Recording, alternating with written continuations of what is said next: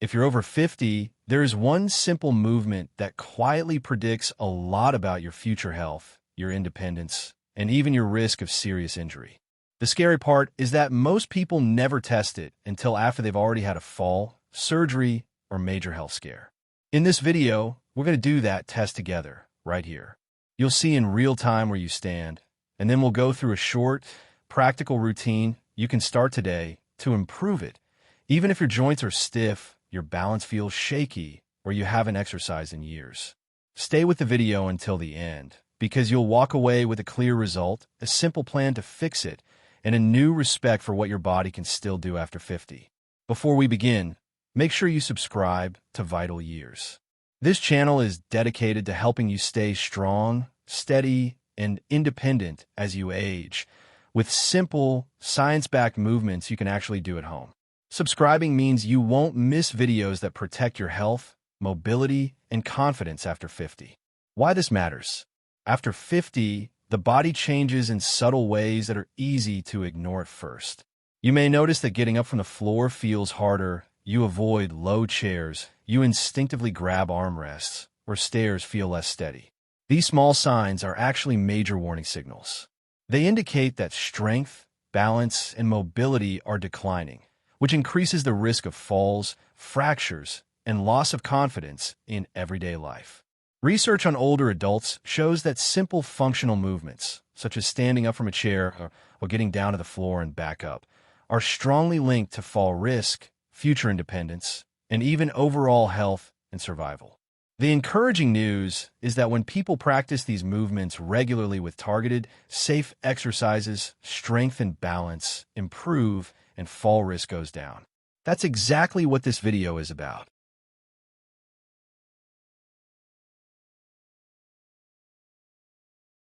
The test. You don't need a gym, special equipment, or a trainer, just a stable chair, a little space. If you feel unsteady, keep someone nearby or stay close to a countertop. Safety always comes first. This test is based on well-established sit-to-stand and floor mobility tests commonly used with older adults. For the first part, the sit-to-stand test, sit on a stable chair with your feet flat on the floor, about hip-width apart. If you can, cross your arms over your chest. If that feels unsafe, keep your hands lightly on your thighs. Stand up fully, then sit back down under control. Try to do this 5 times at a comfortable pace, counting out loud as you go. As you do it, notice whether you need to push hard with your hands, whether your knees or hips feel weak or painful, and whether you're out of breath after just 5 repetitions. If 5 repetitions feel very difficult or you can't do them without heavy use of your arms, your leg strength and power are already below what's needed for easy, safe daily movement. The second part of the test is optional and should only be done if you feel safe. Starting from standing near a sturdy chair or sofa, slowly lower yourself to the floor in any way that feels secure, using your hands, knees, or furniture as needed. Then try to get back up to standing without rushing. Pay attention to how many points of support you needed, whether you felt stuck or panicked, and how confident you felt during the movement. Difficulty with this task usually reflects a combination of limited mobility, weak legs and core, and reduced balance, all of which can be improved with proper training. If you couldn't do this or chose to skip it, that's not a failure. It's simply your body giving you clear information about what needs attention, what your result means. Let's quickly interpret what you felt during the test. Instead of worrying about exact scores, think in 3 broad zones.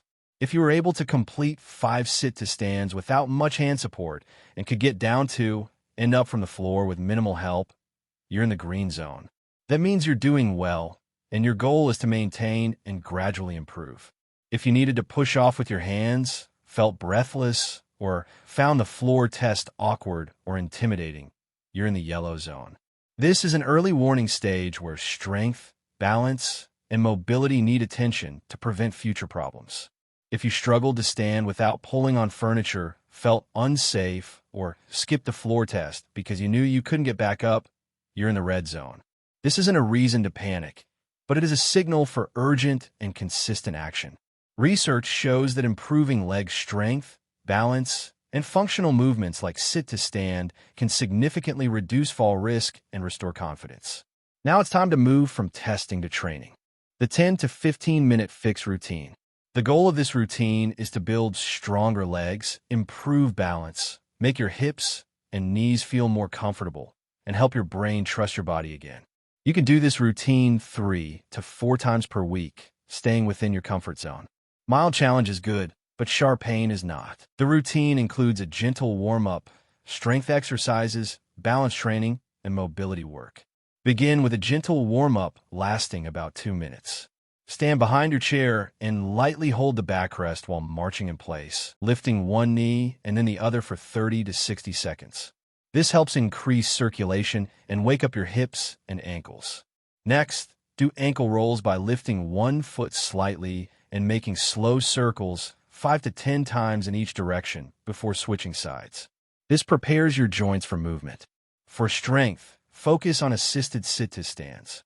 Sit on the chair with your feet hip-width apart and slightly behind your knees. Lean your chest forward slightly, push through your feet, and stand up, using your hands as much as you need.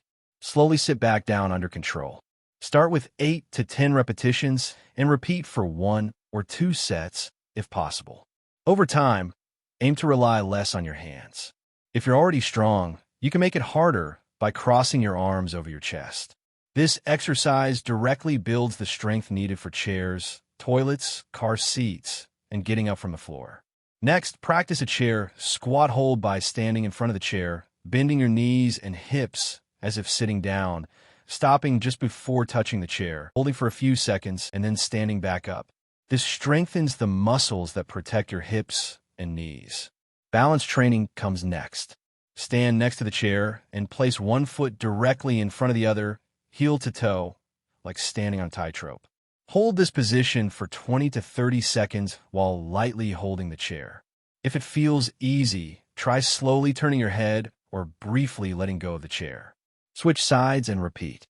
Then practice single leg stands by standing behind the chair, shifting your weight onto one leg, and lifting the other foot slightly off the floor for a few seconds before switching sides.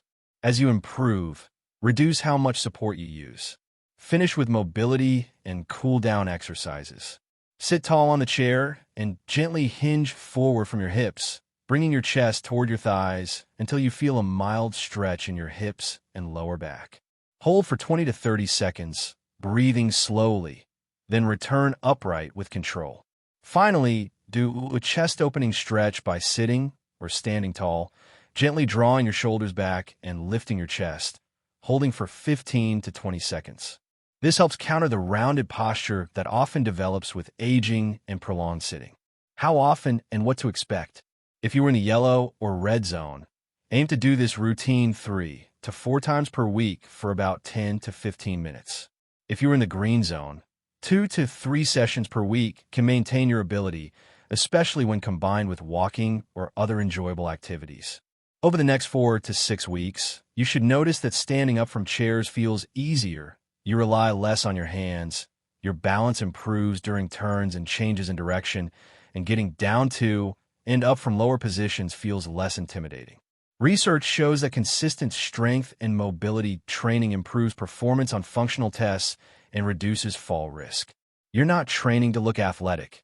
You're training to live your daily life with confidence.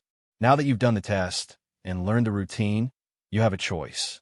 You can think of this as interesting information, or you can decide that 10 to 15 minutes, 3 times a week, is a non-negotiable investment in your future self. Repeat the test once a month and notice how much easier it feels and how much less you rely on your hands. Save this video and follow along until the routine feels easy. When it does, that's your signal that you're ready to progress to more advanced strength and balance work. If you found this helpful, share it with a friend or family member over 50 and challenge them to take the test. Your most important years aren't behind you. They're shaped by the choices you make right now. If this video helped you understand your body better and gave you a clear plan to stay independent, please like the video and subscribe to Vital Years. We post practical routines every week to help you move better, avoid falls, and live with confidence in your vital years. Share this with someone over 50 It could genuinely protect their future.